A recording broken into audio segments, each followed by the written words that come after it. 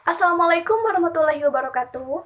Kami dari kelompok 11, yang mana beranggotakan saya Siti Rohmah dan Wahyu Hidayat, dalam mata kuliah analisis kesalahan berbahasa yang diampu oleh Ibu Feni Nur Fadilah.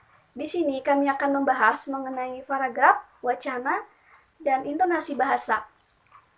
Saya akan sedikit memaparkan mengenai hakikat paragraf.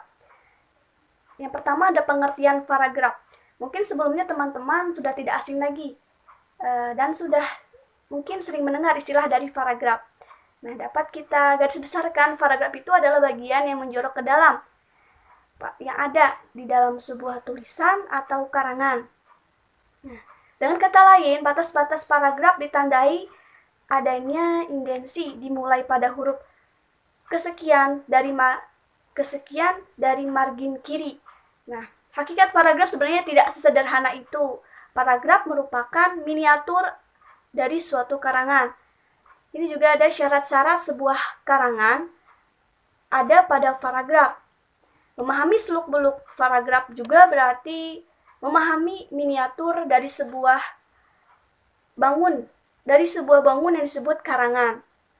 Jadi dapat disimpulkan bahwa paragraf itu bagian yang menjorok ke dalam yang ada di sebuah karangan atau tulisan. Untuk dapat memahami paragraf secara baik, kita perlu mengetahui batasan-batasan paragraf. Banyak pendapat mengenai pengertian dan batasan paragraf. Meskipun demikian, intisari dari pendapat-pendapat tersebut adalah sama. Pada dasarnya, paragraf merupakan seperangkat kalimat yang saling berhubungan, yang secara bersamaan dipakai untuk menyatakan atau mengembangkan sebuah gagasan. Jadi, dari beberapa gagasan atau kesimpulan dapat kita sebutkan bahwa paragraf itu adalah seperangkat kalimat yang saling berhubungan yang secara bersamaan dipakai untuk menyatakan atau mengembangkan sebuah gagasan. Tentu yang ada di dalam sebuah karangan atau tulisan. Sini juga ada struktur paragraf. Seperti yang telah diuraikan pada bagian sebelumnya, bahwa dalam sebuah paragraf, kalimat topik harus dikembangkan dengan kalimat-kalimat penjelas. Kalimat-kalimat penjelas tersebut berfungsi mendukung, menjelaskan, atau mengembangkan bagi kalimat topik.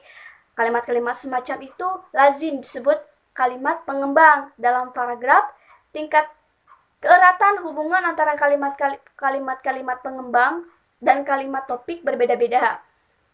Ada juga di sini jenis-jenis paragraf. Yang pertama ada paragraf deduktif. Paragraf deduktif adalah paragraf yang ide pokok atau gagasannya terletak di awal paragraf dan diikuti oleh kalimat-kalimat penjelas untuk mendukung gagasan utama. Ada juga yang kedua yaitu paragraf induktif. Paragraf induktif adalah paragraf yang kalimat topiknya terdapat pada bagian akhir. Secara garis besar, paragraf induktif mempunyai ciri-ciri yaitu diawali dengan penyebutan peristiwa-peristiwa khusus yang berfungsi sebagai penjelas dan merupakan pendukung gagasan utama, dan kemudian menarik kesimpulan berdasarkan peristiwa-peristiwa itu. Dan selanjutnya juga ada paragraf deduktif induktif, yaitu disebut dengan paragraf campuran. Paragraf campuran atau paragraf deduktif induktif adalah paragraf yang kalimat topiknya terdapat pada bagian awal dan akhir paragraf. Dan yang terakhir, di sini tertulis bahwa ada juga paragraf ineratif, yaitu paragraf yang kalimat utamanya terletak di tengah-tengah paragraf. Mungkin dari beberapa jenis paragraf bisa teman-teman simpulkan, dan mungkin berbeda-beda pengertiannya. Cukup sekian yang dapat saya sampaikan. Nanti akan dilanjut oleh rekan saya. Terima kasih. Baik, saya Wahyu Hidayat akan melanjutkan presentasi dari saudari Siti Rohmah. Itu tentang unsur wacana.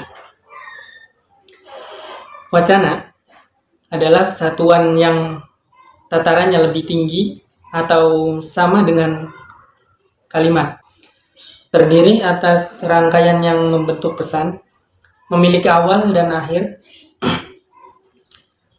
Dalam pengertian khusus, menurut ilmu tata bahasa modern, yang dimaksud dengan wacana adalah suatu ujaran yang tatarannya lebih tinggi daripada kalimat. berdasarkan sudut pandang, aturan, rangkaian kalimat yang saling berkaitan. Menurut Alwi, wacana adalah tataran kalimat yang berkaitan, yang menghubungkan proposisi satu dengan lainnya dalam kesatuan makna. Adapun Trigan menyebutkan beberapa unsur penting yang terdapat dalam wacana, yang diantaranya itu satuan bahasa, terus terlengkap dan terbesar atau tertinggi. Yang ketiga itu di atas kalimat atau klausa. Terus yang keempat, teratur, rapi, rasa koherensi. Yang kelima itu lisan dan tulis. Yang keenam, awal dan akhir yang nyata.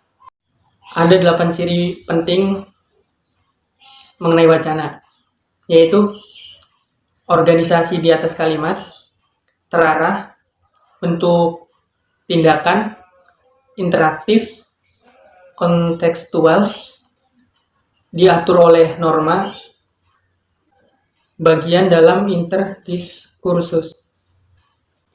Selanjutnya tentang intonasi bahasa. Intonasi merupakan urutan pengubahan nada dalam untaian tuturan yang ada dalam suatu bahasa. Pola pengubahan nada itu membagi suatu tuturan atau kalimat dalam suatu satuan tersendiri secara gramatikal bermakna. Tiap-tiap pola penghubung nada akan terdengar bermacam-macam variasi intonasi untuk pola kalimat yang sama. Titik nada 4 biasanya digunakan untuk menyatakan emosi yang tinggi, seperti pada orang yang sedang marah, kesakitan, terkejut, dan kegirahan.